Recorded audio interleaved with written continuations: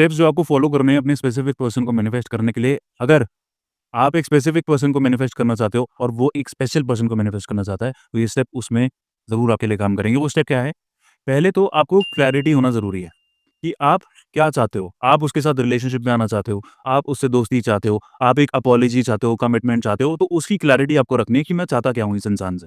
ठीक है? एक बार क्लैरिटी होगी तो दूसरी चीज़ आपको क्या करनी है, एक छोटा-सा सीन आपको सेलेक्ट करना है। जैसे कि आप दोनों किसी पार्क में बैठे हो या फिर आप दोनों किसी लॉन्ग ड्राइव पे गए हुए हो, आप दोनों अकेले हो और आप दोनों के अलावा कोई नहीं है, या फिर आप कहीं माउंटेन्स पे कहीं घूम रहे हो, साथ में टाइम स्पेंड कर रहे हो, या फिर किसी रेस्टोरेंट में बैठ के डिनर कर रहे हो। एक छोटा-सा सीन वो आपको सेलेक्ट करना है। ऐसा भी हो सकता है कि पास्ट का कोई इवेंट हो, आप ऑलरेडी रिलेशनशिप में थे, अब आप उसको फिक्स करना चाहते हो रिलेशनशिप को, तो पास्ट का कोई इवेंट हो सकता है जहाँ पर आप कहीं घूमने गए थे साथ में या फिर अच्छा टाइम स्पेंड कर दिया जहाँ पर बहुत ज़्यादा खुश थे, उसको आप सेलेक्ट कर सकते हो। तीसरा आपको क्या करना है, उस सीन को रोज़ आपको विजुअलाइज़ करना है, यानी कि इमेजिन करना है सेम फीलिंग के साथ।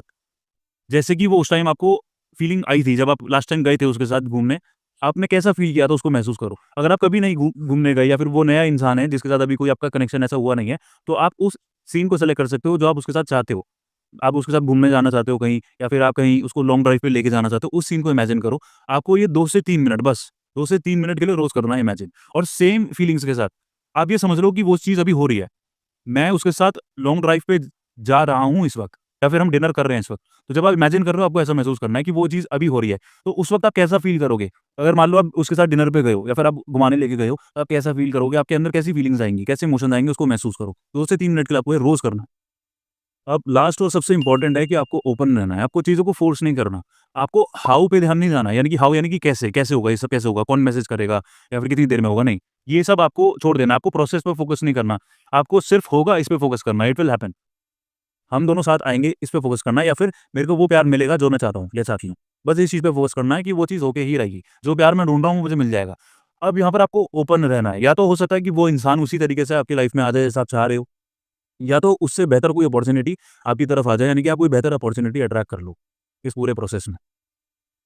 तो आपको दोनों चीज़ों के लिए ओपन रहना है। ऐसा नहीं है कि भाई ये नहीं आया, मेरे को कोई और इंसान मिल रहा है और मेरे को तो ये नहीं चाहिए, मुझे वही चाहिए। आपको वो चीज़ नहीं करनी।